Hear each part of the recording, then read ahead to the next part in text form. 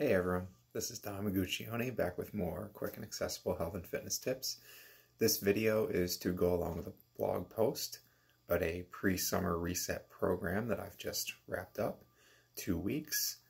And what I'm going to focus on today in the video is a brief program summary and focus a little bit more on the intermittent fasting and the multi-day fast. I'm just coming off the multi-day fast. I am breaking the fast now. My version of bulletproof coffee. I made it with brewed coffee, coconut oil, butter, grass-fed butter, and some salt. So that technically breaks a fast. It's just fat, but it is calories, so it does break the fast. What I just finished, actually, again, the program was 2 weeks. What I did for nutrition was a vegetarian keto program, so I tried to take a little break from meat just to try that out.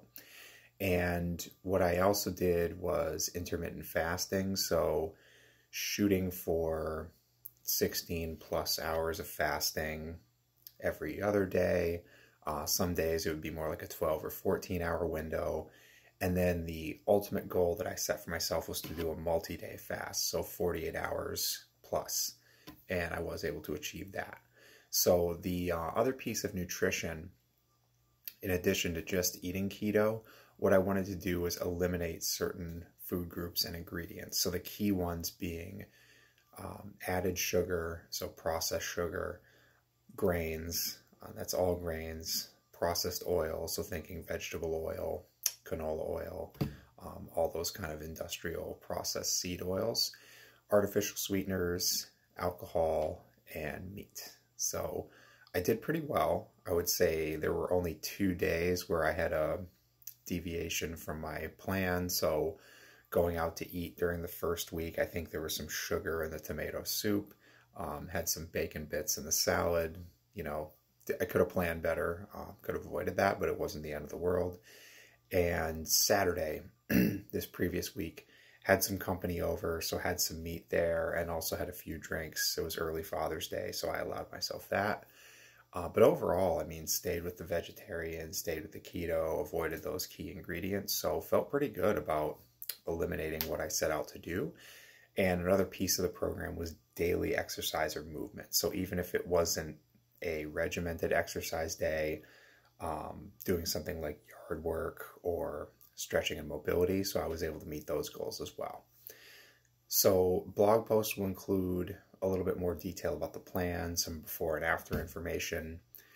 So focusing on the multi-day fast, what I was able to do was I had a meal probably around 6 p.m. on Saturday. So this is now Tuesday the 15th, and I haven't had food or anything of significant caloric value since then. So I say that because black coffee technically has some calories, but it doesn't break a fast. So since then I've had water, black coffee, black iced coffee, green tea. I've made a little drink I call the fasting margarita. So I just squeezed a little lime juice, put some salt, water, ice, mixed it together, made it a little bit more festive. That's pretty much been my routine since Saturday. And I was a little bit concerned about energy levels. I did some reading about multi-day fasts and what to expect. It's different for everybody. What I did find was I believe that the keto diet plan leading up to it helped me. And the theory behind it would be that when you're in a multi-day fast, the way your body gets energy is through ketosis. So your body can get stored energy from 2 sources.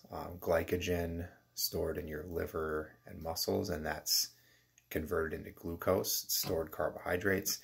Then there's stored body fat. So you have a lot more stored body fat than you have stored glycogen.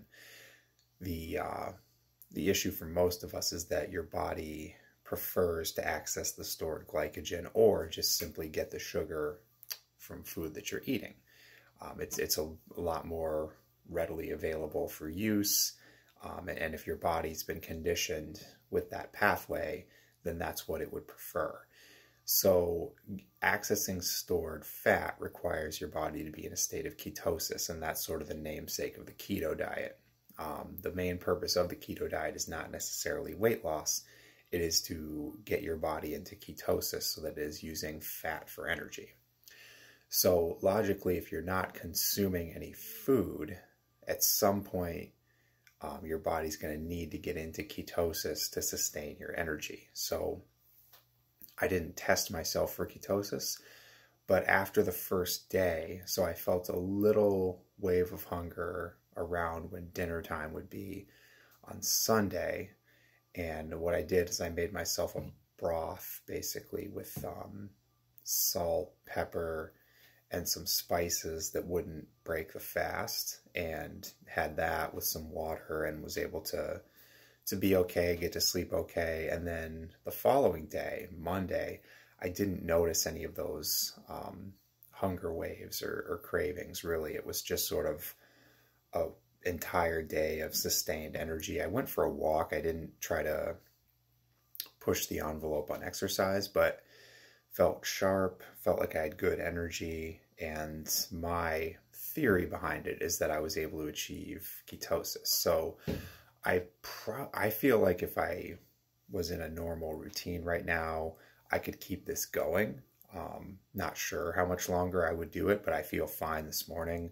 I'm breaking the fast because we're doing a little family vacation, and I want to break the fast with something nutrient dense, just to get my body back into the routine of having some food. Don't necessarily want to break a multi-day fast with a lobster roll and fries and a beer. I've heard that when you're coming off a multi-day fast, it's best to have a nice, small, nutrient-dense meal at first, just to get your body back into that routine. So that's what I'll be doing.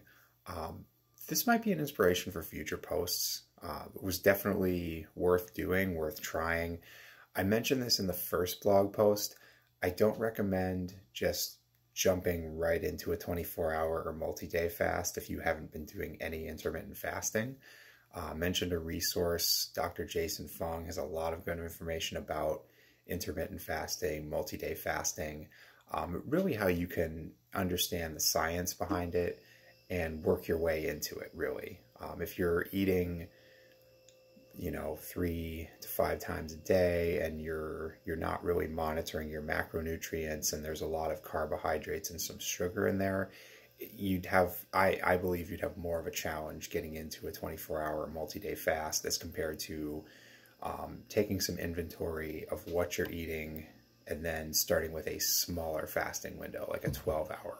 That seems basic, but a lot of people don't do it. So if you eat anything or drink something like soda after your dinner, you're not going to be doing that 12-hour fast if you wake right up and have breakfast the next morning, for example. So hope you enjoyed the blog post. I'll definitely be checking in with some future topics, and we'll see you next time. Thanks.